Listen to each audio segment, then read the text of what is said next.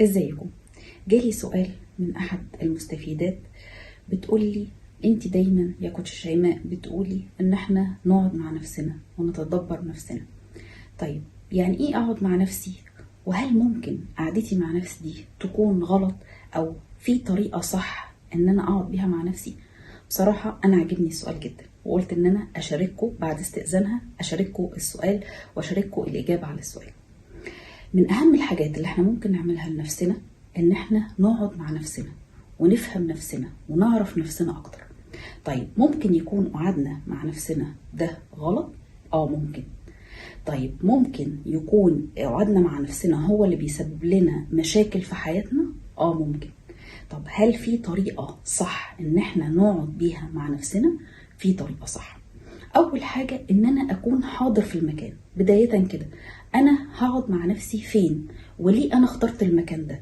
هل المكان ده او الطريقة دي بتمثل لي شيء؟ دي اول حاجة، ان انا ابقى موجودة مع نفسي. مش هقعد مع نفسي علشان أأنبها، او مش هقعد مع نفسي علشان اقعد امجد فيها واقعد اقول انا عملت ايه وايه انجازاتي. عبارة بسيطة جدا في قعادي مع نفسي هي فكرة التوازن وفكرة ان انا اكون موجودة في اللحظة الحالية، وده مش هيتحقق غير بان انا اختياري للمكان سببه ايه. دي بداية كده ان انا ببدأ افك الطلاسم بتاعت نفسي، ان انا اكون فعلا انا اخترت مثلا لو انا هقعد في الأوضة بتاعتي، لو انا هقعد قدام بحر، لو انا هقعد اي مكان انا اخترته ليه؟ التوقيت، ليه اخترت التوقيت ده؟ هل بس عشان انا فاضي؟ طب هو انا ما بعرفش افضي وقت لنفسي وانا وقتي مزحوم ومشغول الى هذه الدرجه، لدرجه ان انا مش عارف اقعد مع نفسي، ولا انا ببعد وبتجاهل وعايز اهرب من ان انا اقعد مع نفسي؟ كل الاسئله دي هتفتح لي حاجات كتيره في شخصيتي، حاجات كتيره ممكن اكون انا مش واخد بالي منها.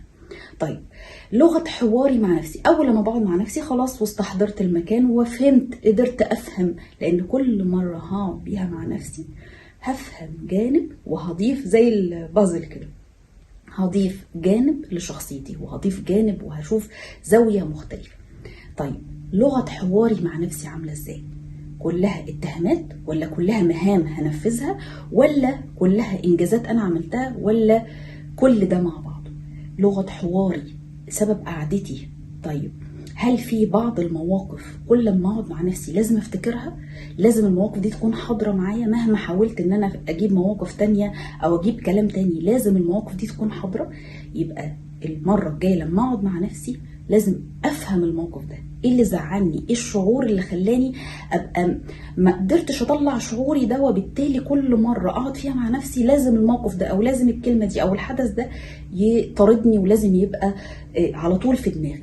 كل دي بعض المفاهيم، واهم حاجة في طريقة قعادي مع نفسي وطريقة فهمي مع نفسي واللي الكوتشنج بيقدر يعملها هو طريقة الأخذ والرد والإجابة وتفتيح مناطق مختلفة أقدر من خلالها أفهم نفسي وأفهم الحاجات أنا بعملها ليه، وليه ده بيريحني، وليه ده بيتعبني، وليه ده الكلمة دي ليه بتوجعني.